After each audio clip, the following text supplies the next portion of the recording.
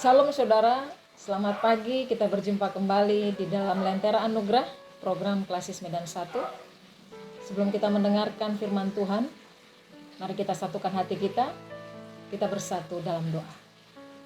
Bapa di surga, terima kasih.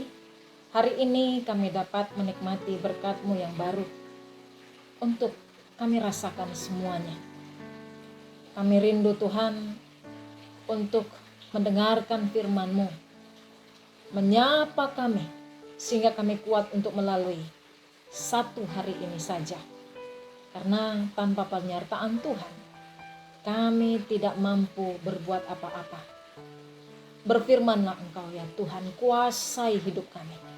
Kami berserah kepadamu Tuhan. Dalam nama Tuhan Yesus kami berdoa. Amin. Saudaraku yang dikasih Kristus, jemaat kekasih Kristus yang diberkati, firman Tuhan pada kesempatan ini kita ambil kembali dari Mazmur pasal 17 ayat 1. Beginilah firman Tuhan bersabda. Doa Daud. Dengarkanlah Tuhan perkara yang benar. Perhatikanlah seruanku. Berilah telinga akan doaku dari bibir yang tidak menipu. Demikian jauh firman Tuhan. Kita harus berkata, berbahagialah orang yang mendengarkan firman Tuhan dan memeliharanya dari hari lepas hari. Amin. Jemaat Tuhan, kita disapa dengan tema pada kesempatan ini yaitu dengan orang benar bukan bibir penipu. Ibu bapak dan saudaraku yang dikasih Kristus, sejak manusia pertama itu jatuh ke dalam dosa,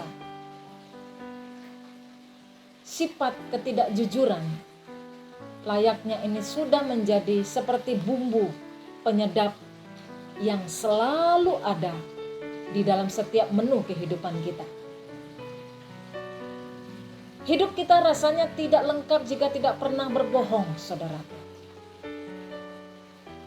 Mungkin dengan alasan malu atau rasa takut, bahkan dengan kebaikan. Acap kali kita berkompromi dengan kebohongan itu. Slogan di tengah masyarakat yang mengatakan orang jujur itu akan hancur. Dan secara tidak sadar, mungkin kita yakini ini semua sebagai prinsip yang sudah melekat di tengah keseharian kita semuanya. Salah satu tokoh yang terkenal di Alkitab yang pernah melakukan kebohongan itu adalah Abraham, saudaraku. Jika kita perhatikan kisah hidup Abraham, kita pasti mendapati bahwa dia juga pernah melakukan kebohongan atau sikap tidak jujur kepada orang lain. Dia memiliki alasannya bahwa dia takut dibunuh oleh Raja Abimelek. Abraham berdusta di sana. Dia mengatakan bahwa Sarah itu adalah saudaranya. Padahal Sarah adalah istrinya. Abraham lebih menyayangi dirinya sendiri daripada harus mengatakan yang sebenarnya. Nah, bagi Abraham saat itu lebih baik berbohong daripada dia harus kehilangan nyawanya yang sangat berharga. Ibu bapak dan saudara yang terkasih, nampaknya dusta atau berbohong itu adalah sesuatu yang biasa dilakukan. Terlebih di masa sekarang ini khususnya.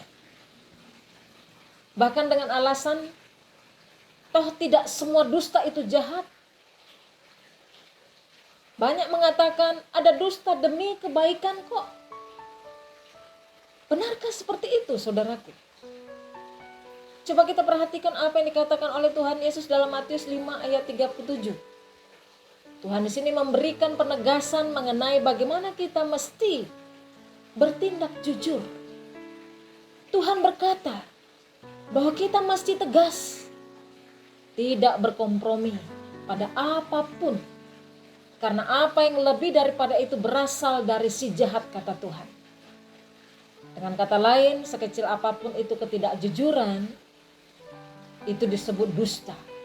Dan dusta tetaplah dusta.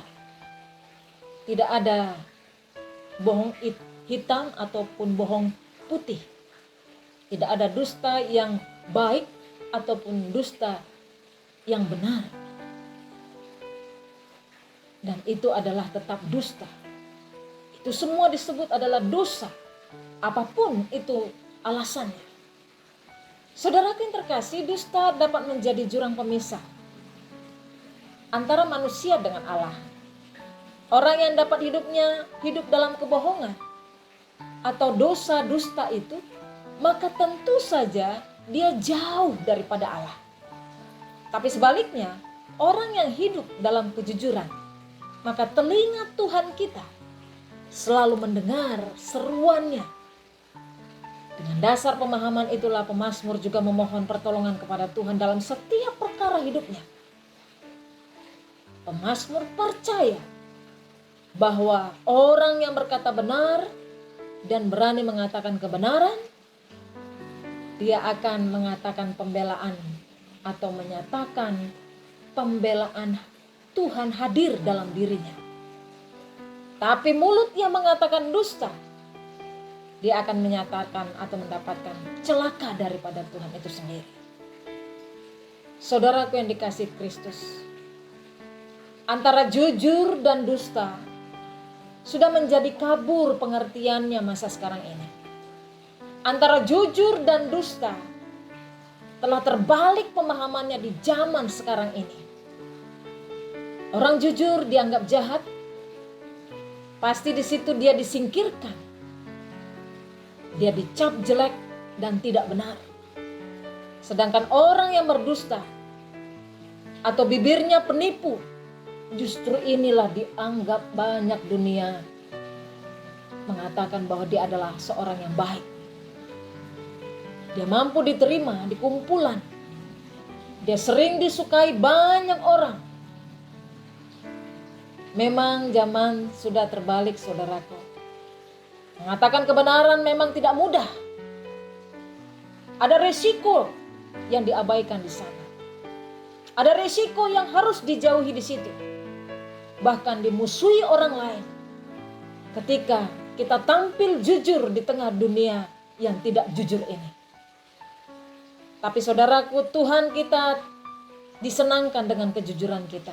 Itu harus kita ingat bersama. Disinilah kita harus memilih apakah untuk menyenangkan hati Tuhan atau menyenangkan hati manusia. Jawaban itu ada dalam diri kita masing-masing. Kiranya firman Tuhan ini mengingatkan kita supaya kita hidup di dalam kejujuran.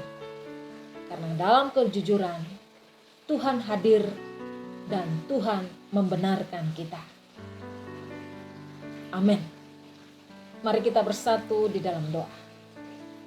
Oh Tuhan di surga, kami bersyukur lewat saat ini Engkau mengumandangkan firman-Mu dengan membuat hati kami bersuka cita.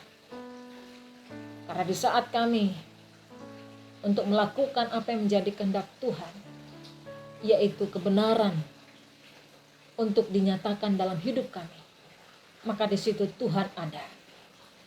Tuhan hadir sebagai pembela kami. Karena firman Tuhan berkata, kalau Tuhan berpihak kepada kami, tiada yang bisa melawan kami. Bapa di surga, terima kasih Engkau mengingatkan kami kembali tentang kejujuran itu sendiri. Kuatkan hati kami, teguhkan iman kami, supaya kami tetap melakukan dengan setia maksud Tuhan dalam kebenaran firman Tuhan untuk dinyatakan dalam hidup kami masing-masing. Terima kasih Bapa di surga. Dalam nama Tuhan Yesus kami mau bersama-sama berdoa doa Bapa kami. Bapa kami yang di sorga, dikuduskanlah namamu, datanglah kerajaanmu, jadilah kehendak-Mu di bumi seperti di sorga. Berikanlah kami pada hari ini makanan kami yang secukupnya, dan ampunilah kami akan kesalahan kami, seperti kami juga mengampuni orang yang bersalah kepada kami. Dan janganlah bawa kami ke dalam pencobaan, tetapi lepaskanlah kami daripada yang jahat. Karena Engkaulah yang punya kerajaan dan kuasa dan kemuliaan sampai selama-lamanya. Amin. Terimalah berkat Tuhan. Kasih karunia daripada Allah Bapa, kasih sayang Yesus Kristus di dalam persekutuan Roh Kudus, kiranya memberkati, mengurapi, melindungi, dan menyatakan kasih Allah terjadi kepada kehidupan anak-anak Tuhan yang melakukan kejujuran melalui saat ini sampai selama-lamanya. Amin. Salam sejahtera bagi kita semuanya. Selamat pagi. Tuhan Yesus memberkati. Shalom.